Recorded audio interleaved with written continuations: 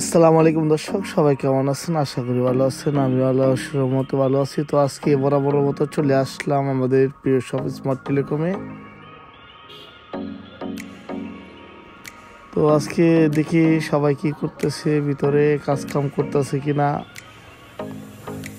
তো আজকে সবার সাথে পরিচয় করে দিই। আমাদের সাথে আছেন সৌরভ হোসেন, ও হচ্ছে আলহাদি, হাত নাড়া দিয়েছে। আমাদের স্মার্ট টেলিকমের সকল সদস্যকে আজকে সাথে নিয়ে একটি আনন্দের মুহূর্তের একটি ভিডিও নিয়ে আসলাম। ওইসে সবুর আহমেদ, ওইসে রাব্বি। হাই রাব্বি, কেমন আছো?